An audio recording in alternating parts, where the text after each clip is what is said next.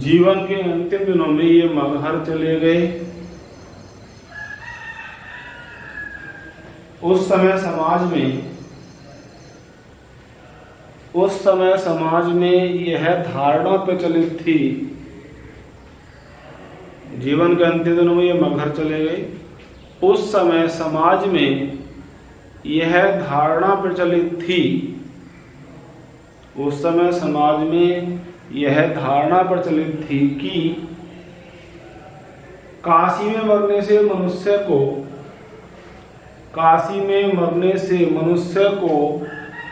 स्वर्ग प्राप्त होता है। काशी में मरने से मनुष्य को स्वर्ग प्राप्त होता है।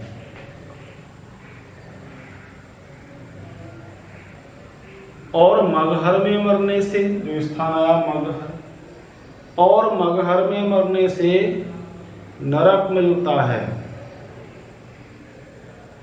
काशी में मरने से मनुष्य को स्वर्ग प्राप्त होता है और मगहर में मरने से नरक मिलता है। ऐसे लोगों में उस समय धारणा बनी हुई थी, एक अंधविश्वास था।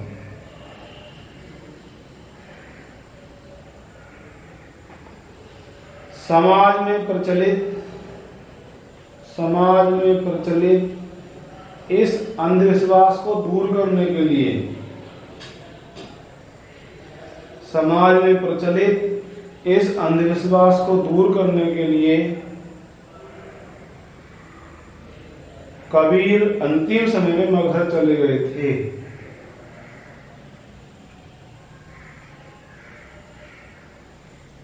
कबीर अंतिम समय में मगहर चले गए थे।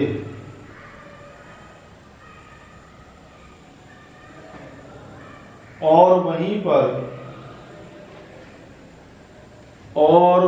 पर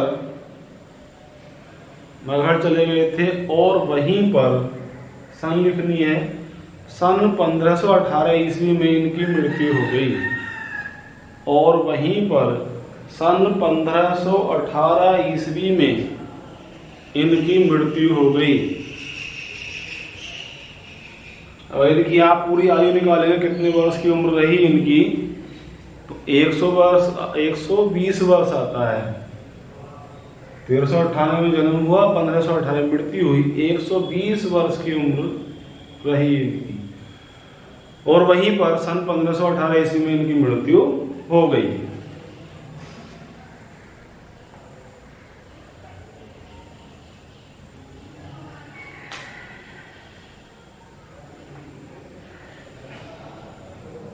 इनके शव का अंतिम संस्कार किस विधि से हो? इनके शव, जो मृत शरीर है इनका, जो शव है, जो लाश है, इनके शव का अंतिम संस्कार किस विधि से हो, इस बात को लेकर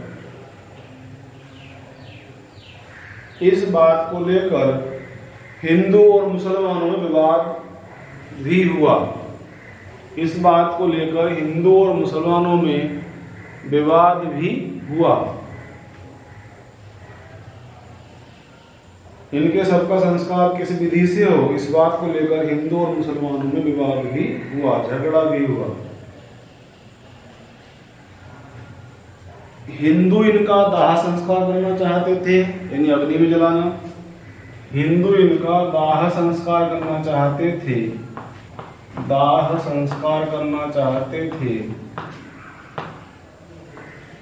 और मुस्लिम इन्हें दफनाना चाहते थे। हिंदू इनका दाह संस्कार करना चाहते थे,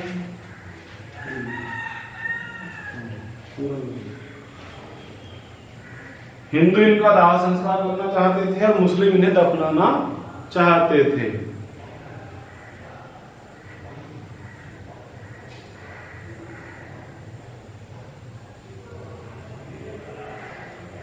किंतु जब इनके शव से कफन उठाया गया, इनके शव पर से कफन उठाया गया, तो शव के स्थान पर फूल बिखरे दिखाई दिए। तो सबके स्थान पर फूल बिखरे दिखाई दिए। तो सबके स्थान पर फूल बिखरे दिखाई दिए। जिसे दोनों धर्मों के लोगों ने आधा आधा बांट लिया।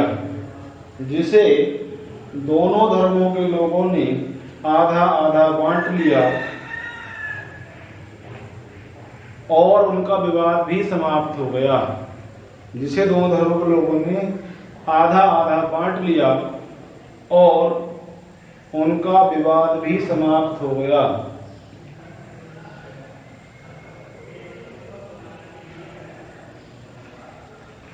जीवन परिचय यहीं तक पूरा होता है। अगला जो हमारा हेडिंग है, एक लाइन छोड़कर हेडिंग लिखेंगे रचनाएं। एक लाइन छोड़ करके जहां कोई चाप लगभग पूरा कर चुके लिखते हुए, तो एक लाइन छोड़ करके और हेडिंग लिखेंगे आगे। जैसे हमने हेडिंग डाला इस नोट थे, फिर हेडिंग हमारा बना जीवन परिचय। अंतिम हेडिंग हम लिखेंगे जीवनी से रचनाएं। रचनाएं, ठीक, रचनाएं लिखिए। रचनाओं में लिखेंगे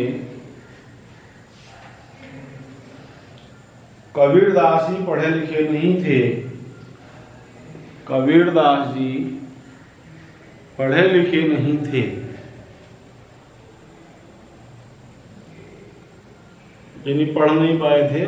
जुलाहा के यहाँ पर पले, वही जुलाहा कपड़े वाला इन्होंने कार्य किया, कपड़े दरिया आदि बुनने का। और यानी पढ़ाई का कोई अवसर नहीं मिला कहीं पाठशाला आदि में। बस क्या है, जो गुरु रामानंद जी थे, स्वामी रामानंद जी, उनसे उन्होंने ज्ञान और उपदेश लिए, उनसे ही थोड़ा सा ज्ञान सीखा। और बाकी जो उन्होंने संसार में देखा, जो इनका अपना अनुभव था, तो उन्हीं बातों को इन्होंने लोगों को उपदेश के रूप में बोल दिया। और सत्संग के रूप में, उपदेश के रूप में लोगों को ज्ञानपूर्ण बातें बता दी। यानी पढ़े लिखे नहीं थे तो कहीं बातों को कोई विशेष भाषा में या कहीं लिखकर इस तरह से नहीं बताया। पढ़े लिखे न होने के कारण भाषा क्या थी, संत थे तो इनकी भाषा क्या थी, सतुक्कड़ी भाषा थी, साधुओं वाली भाषा थी। सब भाषाओं के मिले जुले उसमें शब्द होते थे। तो ऐसी भाषा में उन लोगों को उपदेश दिए। पढ़े लिखे नहीं थे लेकिन ज्ञान था, और ज्ञान से बिल्कुल पूर्ण उन लोगों को उपदेश दिए।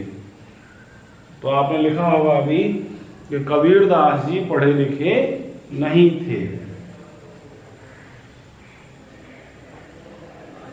इनके शिष्य धर्मदास ने, चाहे नाम लिख सकते हैं कि कबीरदास जी के शिष्य धर्मदास ने, कबीरदास जी के शिष्य धर्मदास ने इनकी रचनाओं का, कबीरदास जी के शिष्य या इनके शिष्य धर्मदास ने इनकी रचनाओं का, ब्लैक पेन से लिखेंगे बीजक, बीजक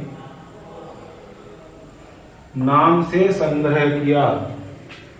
इनकी रचनाओं का बीजक नाम से संग्रह किया। बीजक नाम से संग्रह किया, जिसके 3 भाग हैं। क्या है? जिसके 3 भाग हैं। तो बीजक नाम से संग्रह किया जिसके 3 भाग हैं। 3 भाग हैं लिख देंगे और डैश लगा देंगे। 3 भाग हैं, चाहे तो नीचे लिख दें या सामने लिख दें। 3 भाग हैं जो रचनाओं में लिखे हुए हैं। 3 भाग क्या? साखी, शबद,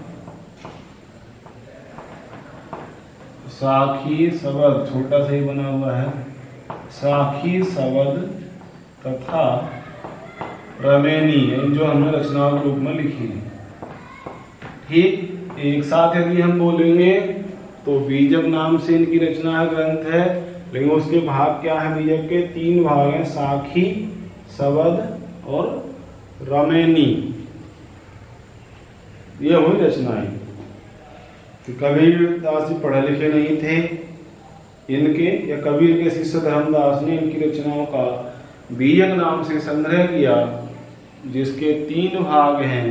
साखी, सबद और रमेनी। यहीं तक परिचय पूर्ण होता है। कबीरदास जी का आज हमने स्मरण तथ्य लिखे, जीवन परिचय लिखा और बाद में हमने रचनाएं लिखी।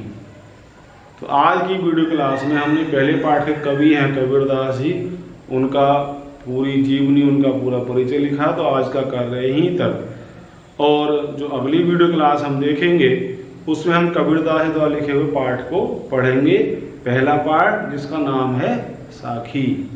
क्या नाम पाठ का? साखी। उससे पहले आप यहाँ तक का कार्य पूरा कर लेंगे और अगली वीडियो में फिर हम जो इनके साखी जो पाठ है उसको पढ़ेंगे। तब तक के लिए मैं विदा लेता हूँ। धन्यवाद और मिलते हैं इसके बाद अगली वीडियो।